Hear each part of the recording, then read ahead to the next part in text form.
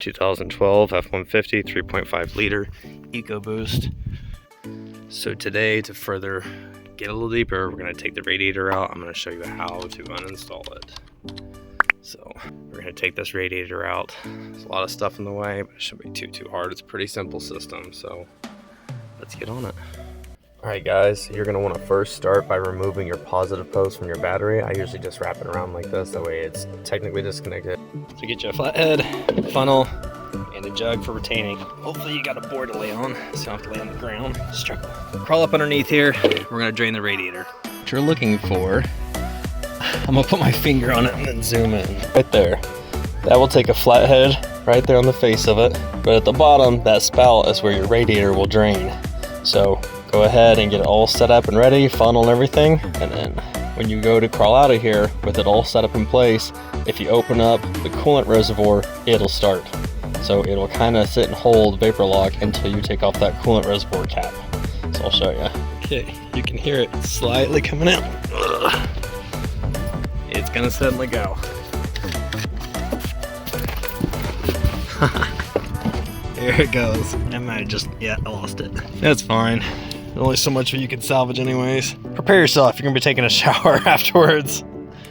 So the most important part when doing any of this kind of work, especially in the engine bay, is you want to remain patient and pay attention to anything you disconnect or remove. That's a good way to do it with video, that we can kind of go back and watch it, take pictures along the way. Every plastic bit you remove, especially as these vehicles get older, they're going to become kind of sensitive and brittle. So you want to be very careful and patient with them. Take your time. If you start pulling something and it has resistance, verify, triple check, make sure before you just yank on it, because it could be a hose, a wiring harness, or something kind of important. So just be patient.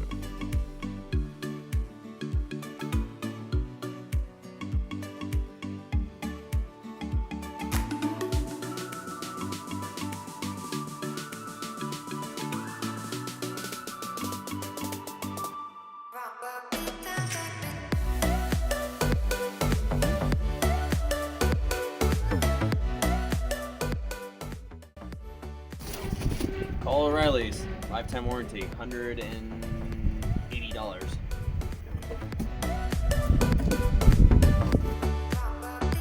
The toughest part about this entire job was trying to fit the radiator in without damaging the fins, and that power distribution box right there was in the way, so I put a ratchet strap on it to one of the shocks on the hood latch, just enough to kind of hold it as if somebody was sitting there. But we want to make sure to be very careful when reapplying the fans here. Make sure not to dig in or gouge the radiator fins, because any of those can cause an obstruction or cooling problems in the future, and that's what we're trying to fix right now. So just be patient, check everything, verify. You can run your hands down in there. If there's room, it's a little bit tight, but just be patient with it. Trying to triple and quadruple check, making sure the lower radiator hose is connected properly to the thermostat housing and the lower radiator itself. Making sure everything is leak-free and positive and on there. So just, I cannot stress enough, be patient. You can take care of this at home. It is kind of mind-numbing, especially the longer you lay in your stomach, it begins to hurt, but you can do it. I went ahead and topped off the radiator itself, right here with the upper radiator hose, before applying it back to the thermostat housing, just to make sure that we were starting with as full a system as possible before it burps itself through the radiator coolant overflow. So we're going to do a little test start here right now on the truck. On my thermostat gauge here, we're going to check it. Check the coolant as the temperature starts to get warmed up. Got to make sure that everything's checking out okay. We're going to get it on the cross pipe, the coolant reservoir, and the radiator, and watch the temperature gauge, make sure as it goes up everything's good, but also mostly watch the coolant level, because it's going to go down just a little bit. You're going to want to start it up, let it run until you see the coolant tank come down. I did overfill it, but I know that it's going to take a certain amount. So go ahead and let that run. Like I said, with the cap off, heater on full blast. Just keep an eye on that. It should take about 10-15 minutes, and all of a sudden you'll see that start going down. Add it back up, make sure you stay on level.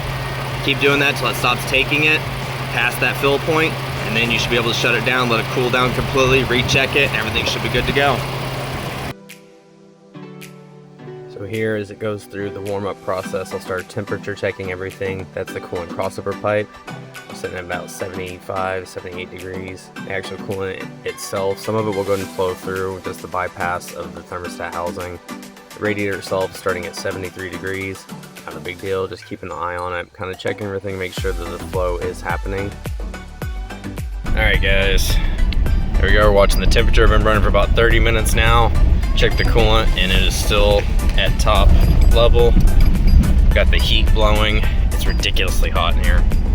90 degrees when it's actually 76 out. It's uncomfortable. You can see the coolant staying, or the temperature gauge staying right dead in the center. So that's exactly what we want. We want to keep everything flowing and going well. I even checked the thermostat gauge, and the radiator itself is at 111 temperature now, and the cross-through pipe is at 192. So everything seems to be flowing good.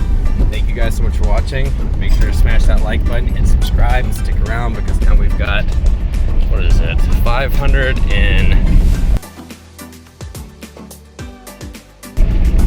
5,000 miles, all original Ecoboost 3.5 liter.